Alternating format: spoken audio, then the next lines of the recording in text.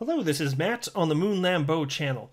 72 million XRP has been shifted by Ripple's on-demand liquidity partner Bitstamp through the quarter that they were operating in, are operating in. That's actually kind of what I want to talk about. That's a big part of what I want to talk about in this video, because we don't know. But 72 million XRP shifted by Bitstamp and other top cryptocurrency exchanges. Also, have you ever wondered how much XRP has been burnt and is lost forever as a result? For those of you not in the know, and I'm sure most of you know at this point, but there's so many people joining the Xrp community every day, I need to make sure that we're setting the table properly here. With every single transaction of XRP, every single transaction, there's a fee associated with it. A little tiny shred of XRP gets blasted away into the abyss. And it's called a fee, but I don't really like that term because it doesn't really go to anybody. It's just a tiny shred of your XRP gets removed from existence forever. Word it like that. And so it's actually the case that every single individual XRP is divisible by 1 million. So that means that each XRP you hold, there's 1 million individual little units that make up that one single XRP. And so just a little fraction of it gets burnt with every transaction. And so I wanted to share with you how much to this point, after 8 years, has been completely destroyed and is gone forever. But before we go any further, if you would please ever so delicately tap the like button, I would definitely appreciate the support. And also, I recommend that you treat yourself, girl, by subscribing to the Moon Lambeau channel. Note that I don't have a financial background of any kind. I'm not offering financial advice, and you should not buy or sell anything because of anything I say or write. I'm just an enthusiast who makes YouTube videos as a very fun hobby about Ripple and XRP and crypto in general, but that is all that it is. So into the first piece here. Whale Alert Crypto Tracker team has noticed that in the past 24 hours, around $40 million worth of Ripple-affiliated XRP has been shifted by large exchanges, including Ripple's corridor in Europe. Several blockchain trading platforms, including Bitstamp, Binance, and Huobi Giants, have transacted several lumps of crypto, carrying a total of 72 million XRP, which is worth at the time just shy of $40 million. And so here's where the question comes in, and specifically in the corridor that's in the United States, because mind you, Bitstamp, they are overseas, they're in Europe, but they also have a location in the United States. And Ripple has two on-demand liquidity partners in the United States, Bitstamp and Bittrex. Both of those cryptocurrency exchanges have halted the trading of XRP.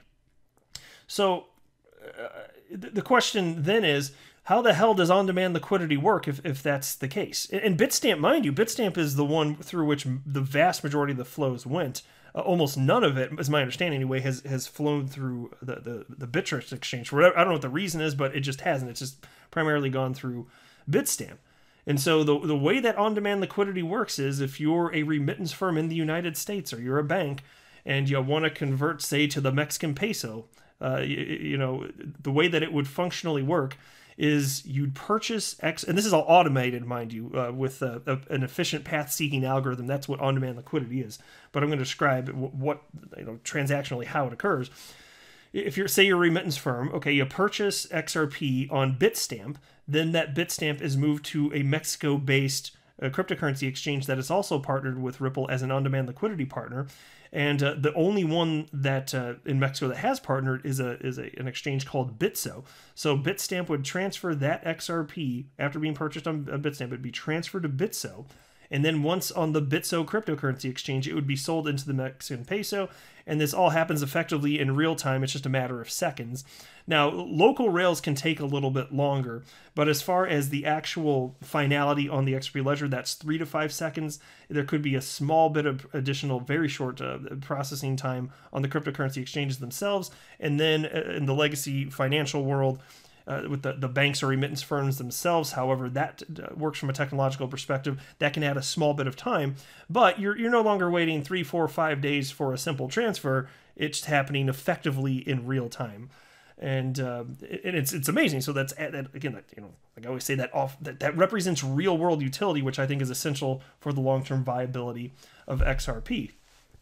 But what's neat about this, I always thought, is that the liquidity provided by people that were already speculating on XRP, that's just utilized to make these transfers possible. Because if you're a remittance firm in the United States that wants to move the XRP to Bitso in Mexico so that you convert it to the peso, ultimately, well, if there's no liquidity, you can't do that. There have to be people offering for sale their XRP, or you can't buy it and then zap it over to another cryptocurrency exchange in Mexico, and then have that converted into the Mexican peso.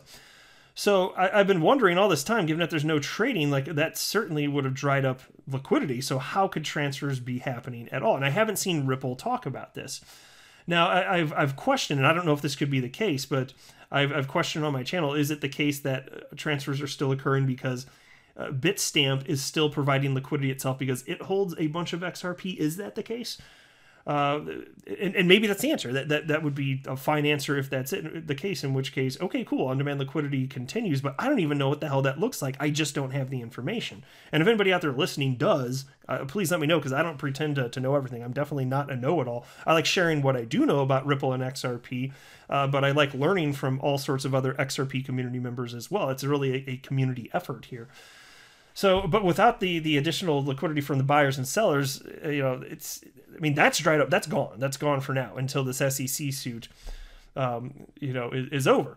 And so I saw this. There's another YouTuber out there who is very pro XRP. He wouldn't describe his channel as an XRP channel. It definitely is not. He talks about all sorts of crypto-related stuff. But Thinking Crypto, run by a guy named Tony, certainly very pro Ripple and pro XRP. And so he tweeted this out the other day. Because mind you, he does all sorts of interviews with very well-known people in the world of crypto. And so he wrote the following: I just scheduled my interview with Ripple CEO Brad Garlinghouse for next month. What questions would you like me to ask him? And I think that's amazing, really. That's awesome. That's kind of a big deal. Brad Garlinghouse is a very big name in the world of crypto. So props to Tony of the Thinking Crypto YouTube channel for landing that one. And I do have a question that I would like answered. So I don't know if he's seen this or if he's going to see it, or even if he sees it, he'd be willing to ask it. But because I've never spoken with him on Twitter or anywhere before. I'm just aware of his channel and watch it from time to time. But here's my question. I wrote, I would love to know more about how the current SEC litigation has impacted on-demand liquidity flows in and out of the United States, in particular because exchange partner Bitstamp halted XRP trading. I haven't seen anyone from Ripple speak about the specifics of that, and I'm very curious.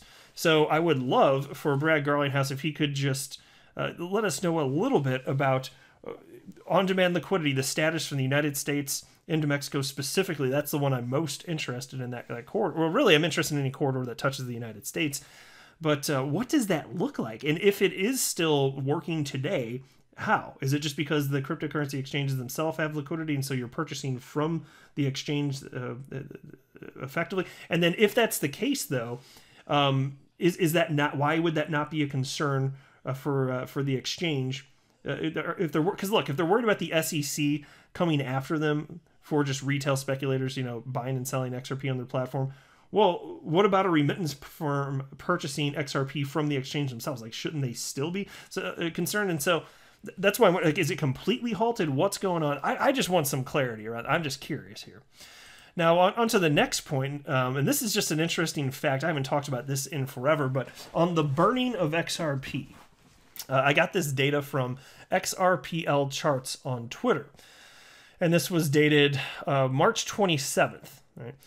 And they wrote here, follow at XRPL_charts for daily stats. Happy to plug, because I'm covering your information on my channel.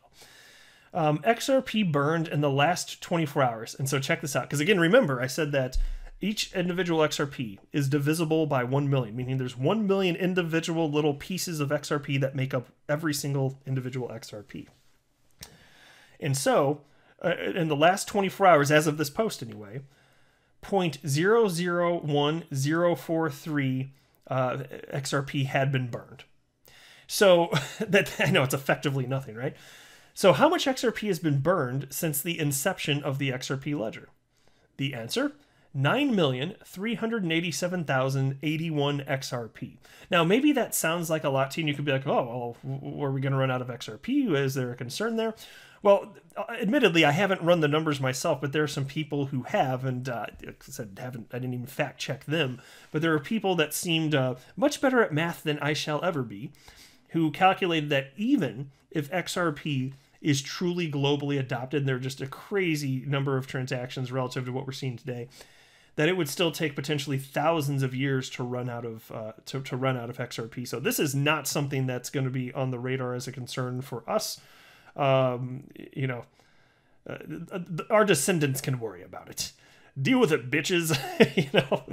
And so total XRP remaining, you can see, I'll just round it there, over 99.9 billion still remaining. So not an issue, but an interesting fact nonetheless. And I hadn't talked about this in forever, so I thought I'd wrap up the video by just mentioning that. And especially since there's so many new people out there, hopefully somebody learned something there. But I'll go ahead and wrap up. I am not a financial advisor. Do not buy or sell anything because of anything I say or write. That would be a very, very, very bad idea. Until next time, to the moon, Lambo.